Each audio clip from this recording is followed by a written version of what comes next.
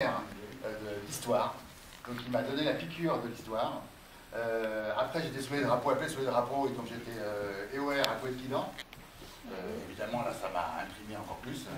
Et puis je suis toujours intéressé par la mémoire, et je salue notamment les personnes les plus âgées ici, qui ont combattu et qui sont vraiment les porteurs de la mémoire, et qui sont des...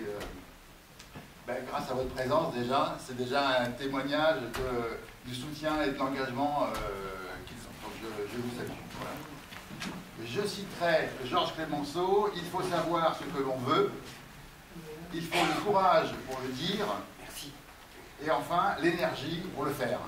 Donc l'énergie, notamment pour les personnes les plus âgées qui sont même en situation de handicap et qui sont présentes aujourd'hui. Évidemment, il n'y a pas trop en premier. J'ai extrait des 6 missions de l'UNC 3 valeurs qui me paraissent importantes.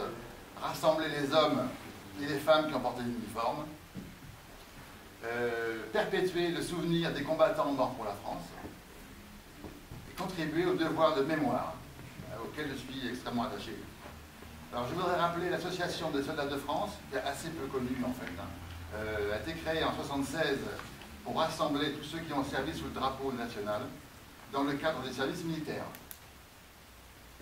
Elle a fusionné en 1996 avec l'UNC, qui peut les accueillir en son sein par autorisation du Conseil d'État du 25 mars, c'est un arrêté du 25 mars 1997. Qu'est-ce qu'un soldat de France? Eh bien, alors c'est quelqu'un qui n'a pas combattu, au sens où on entend habituellement, car le combattant n'est pas forcément sur les champs de bataille. Son soldat de France, alors j'ai cité un peu toute la liste, enfin, les valeurs de ceux qu'on qualifie sous l'étiquette soldat de France. Donc son soldat de France, les non-combattants, toutes les générations qui partagent les valeurs que défend notre grande famille de l'UNC. Alors on demande comme valeur le civisme, le sens national, la droiture morale, la solidarité humaine, le respect de la mémoire combattante et le devoir de mémoire. Et beaucoup de choses, beaucoup de qualités. Sont ou peuvent être soldats de France. Alors je cite en fait les prétendants possibles, parce que vous avez dans votre entourage, on connaît chaque personne connaît environ 300 personnes, directement ou indirectement. Donc en fait c'est ce qu'on appelle toujours les réseaux.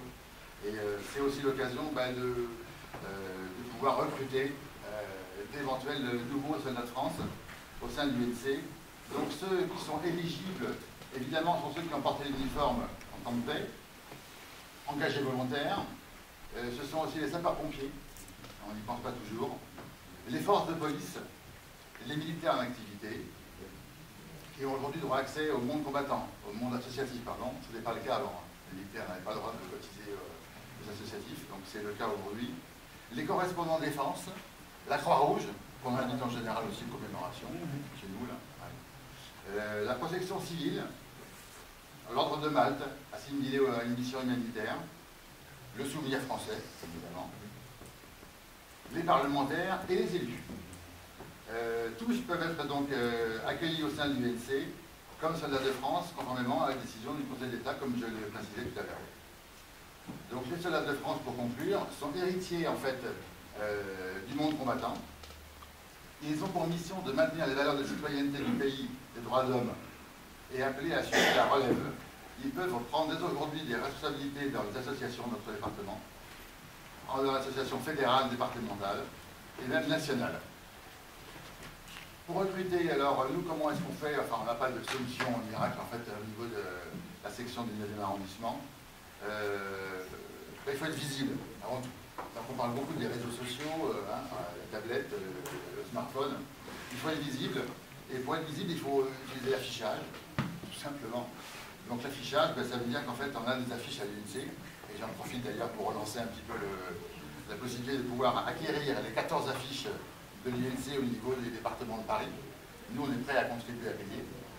On peut mettre, en fait les affiches elles parlent des conflits de la France depuis la Première Guerre mondiale. Donc je pense que c'est intéressant de les proposer, de les mettre. Alors nous on n'a pas la chance d'avoir un local comme nous, mais on peut avoir pendant les commémorations exposer ces affiches. Ça permet de rappeler aussi la mémoire des conflits, de transmettre aussi des valeurs. Et puis on organise aussi donc, une commémoration, on organise aussi une exposition. Donc on fait ça aussi prochainement le 2 décembre à la permanence, comme c'est aussi un moyen d'être un peu plus visible. Voilà, je vous remercie de votre attention.